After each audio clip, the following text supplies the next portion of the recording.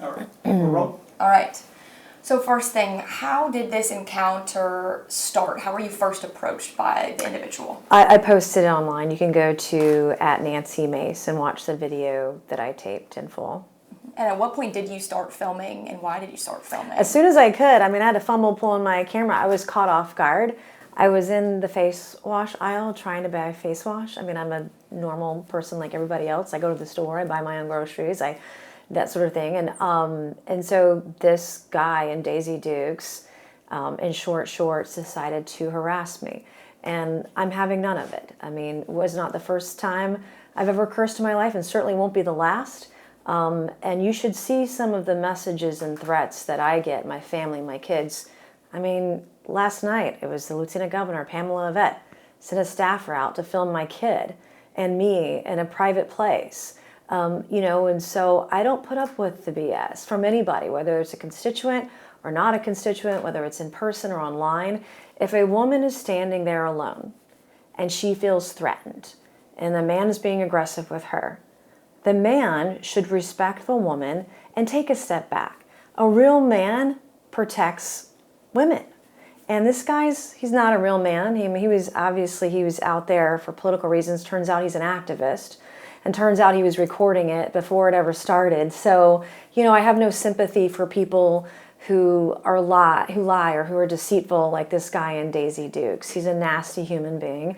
And if it happens again, I'll probably say worse to him, to his face.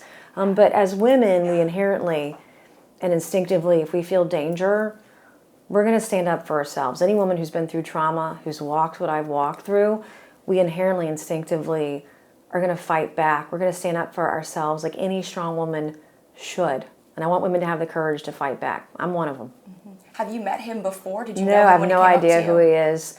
But clearly this was like a political thing. He was filming before he ever started. And I just decided that I'm going to start filming when people do this. This was the third incident that I had last week. Just last night, we posted another video of a guy who took a potted plant. He was going to throw it at me until police intervened. So, this fourth incident in a week, it's crazy what's going on right now. People who are Democrats and on the left side of the aisle are absolutely nuts.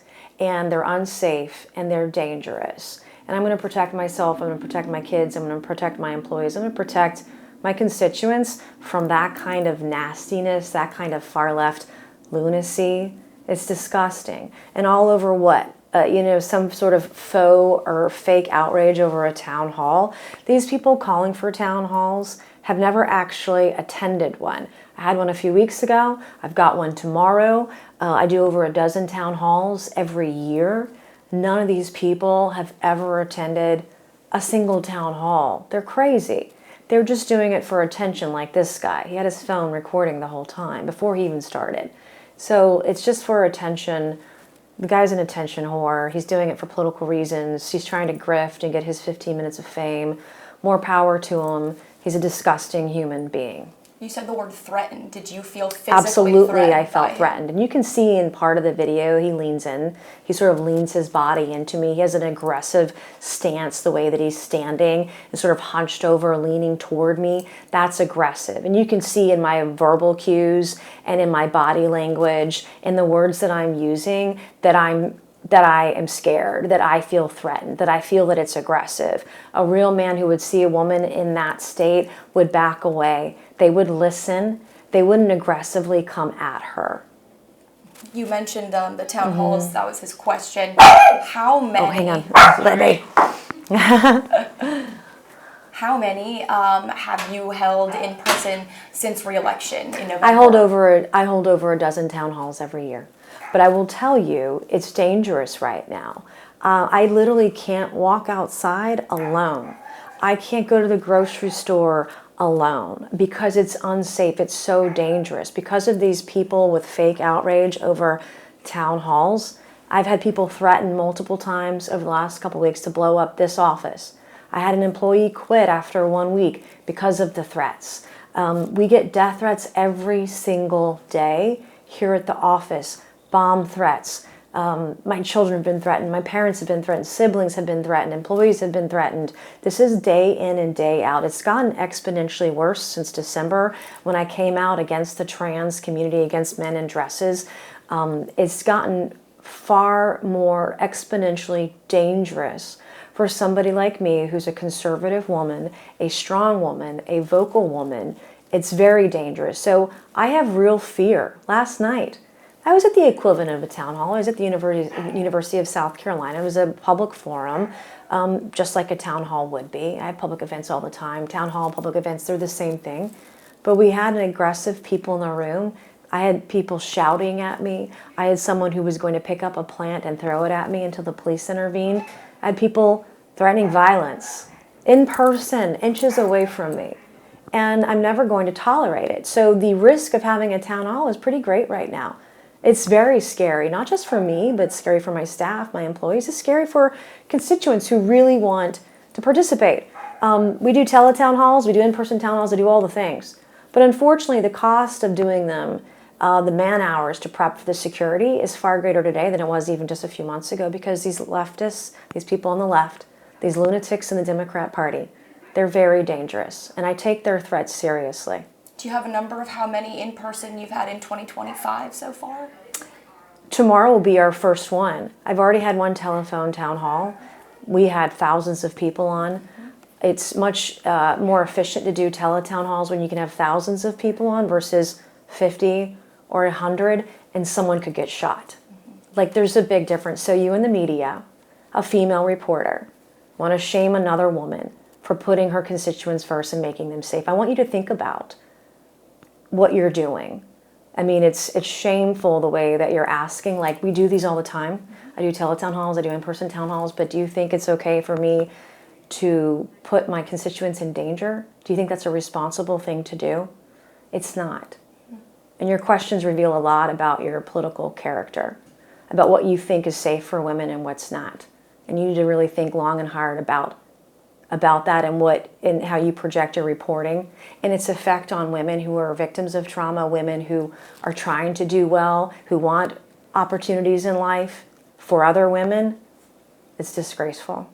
When you talk about it becoming more dangerous, have you been encouraged at all by any leadership in D.C. not to Absolutely have them in not. person? I mean, no. I mean, the Capitol Police are a complete failure. So is the Sergeant at Arms. I mean, the fact that I was assaulted last year and can't get a detail is insane. That I have to pay for private security, like, that's not what anybody signed up for. I didn't sign up for death threats, but it is a part of doing the job. And so I'm doing the best that I can, despite all the threats, despite the acts of violence, despite all of it. I continue to carry on, and I'm not going to be intimidated. I'm not going to be bullied. I'm not going to cower. I'm not going to shrink. And anyone that wants to test my merit, test my courage, test my bravery in public, you're going to get everything you deserve and then some. Yeah, back to the encounter on Saturday. I'm talking about the language that was used, obviously, as the encounter went on. I've had 4 encounters in the last week. So maybe report all of them, not just one. Sure. You're not even reporting on the most viral one in the last 24 hours, the guy that had the potted fern, the potted plant, and tried to throw it at me. I mean, that was garnered more attention than the one on Saturday. I've had 4 incidents in public over the last week. Think about that. I just want to add, too, we only have time for maybe one more question. Okay, sure. Just with the one on Saturday, the language that was ended up being used, is that language you said you've used it before, you'll use it again? 100%. Yeah, and I'm not going to be shamed by you or Channel 4, right? Or Channel 4 by your reporting. I won't be shamed by you for standing up for myself. Any woman that's been through trauma, any woman who's walked what I've walked, any woman that lives with death threats every single day and that kind of abuse, when she feels threatened, she's going to stand up for herself. And I'm going to stand up for all women. I'm going to stand up for all girls, despite what Channel 4, what sort of political smear you're going to do with this story, despite your left-leaning politics and your fake news. I'm still going to stand up for you as a woman. I'm going to stand up for every girl, because that's what strong women do. And I'm not going to shrink. I'm not going to be shamed for using a 4-letter word. I curse. And that is the cost of doing business. If you want to be aggressive and harass me, you can deal with it. Has anything been reported from Saturday or any of the 4 incidents to local law enforcement? As a member of Congress, we don't report things to local law enforcement. We report things to Capitol Police, the Sergeant at Arms. Those are the folks that we report these things to. Has anything been reported to them? We report stuff every single day, and I don't. We report threats and behavior every single day.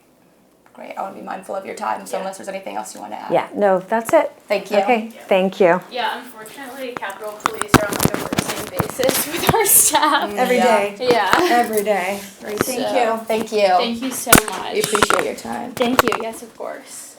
And then